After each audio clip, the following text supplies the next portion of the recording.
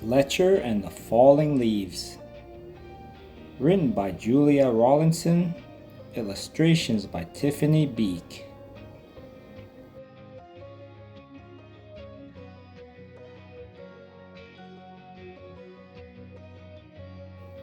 The world was changing. Every morning, when Fletcher bounded out to the den, everything seemed just a little bit different. The rich green of the forest was turning to a dusty gold, and the soft swishing sound of summer was fading to a crinkly whisper. Fletcher's favorite tree looked dull, dry, and brown. Fletcher was beginning to get worried. "I think my tree is sick," said Fletcher. "What's wrong with it?" his mother asked. "Its leaves are turning brown," said Fletcher. "Don't worry, it's only autumn," she said. Fletcher ran back to his tree and patted her rough bark. "Don't worry, it's only autumn," he said. "You'll be feeling better soon." But the tree didn't get better. Each day, more leaves turned brown. One morning, the wind blew a small brown leaf off of a branch. Fletcher jumped up and caught it very gently in his paw. "Don't worry, tree. I've got your leaf. I'll fix you." Fletcher looked around, picked a piece of grass, and carefully tied the leaf to a branch. Just then, another gust of wind ruffled Fletcher's fur. The little leaf shook itself free and fluttered back to the ground. Fletcher picked it up again and thought very hard. Then he poked the leaf onto a twig and pushed it down firmly. "Now you hold on tight," said Fletcher. "No more flying around." The little leaf gave a tiny rustle in reply.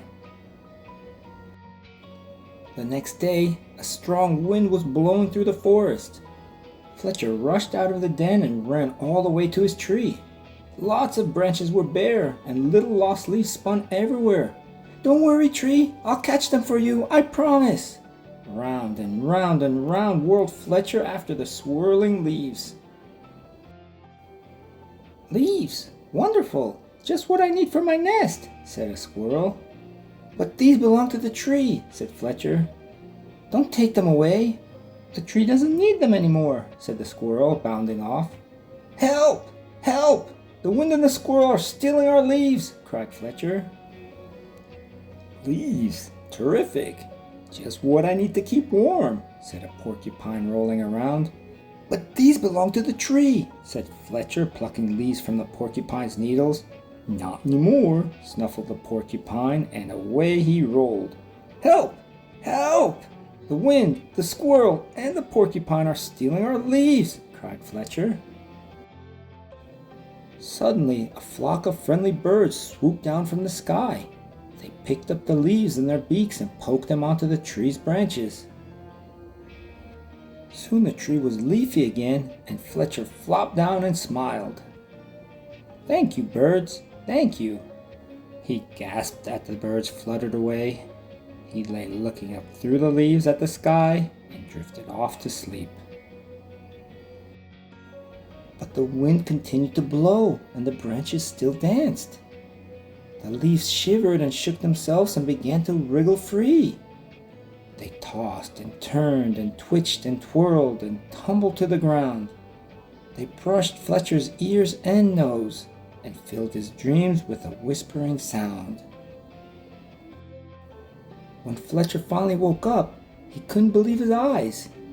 Instead of a roof of dancing leaves, all he could see were bare branches against the sky.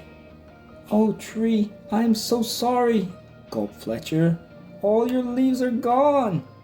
But then he saw high in the branches one small leaf still holding on. "I won't let the wind steal that one," said Fletcher, and he began to climb. He crawled along to the last leaf and held it firmly onto its branch. All day long the wind blew and the branch bounced, and Fletcher held tight. "I'll stay with you, leaf," he said. "Don't worry." But then, with a sudden whoosh of wind, the branch bounced high. With a plip, the leaf let go and fluttered like a little flag clutched in Fletcher's paw. Fletcher looked sadly at the leaf he had promised to save. He carried it carefully down the tree and back to the den. He made a cozy little bed for it and gently tucked it in. But all night long he could only think of his tree, all on its own. At dawn, Fletcher tiptoed outside. The wind had finally stopped blowing, and the air was cold. The moon still hung in the clear sky, and pale stars glimmered. As he came to his favorite tree, Fletcher saw a magical sight. The tree was hung with 1,000 icicles, shining silver in the early light. "You are more beautiful than ever," whispered Fletcher. "But are you all right?" A tiny breeze shivered the branches, making a sound like laughter, and in the light of the rising sun, the sparkling branches nodded. Fletcher gave his tree a hug.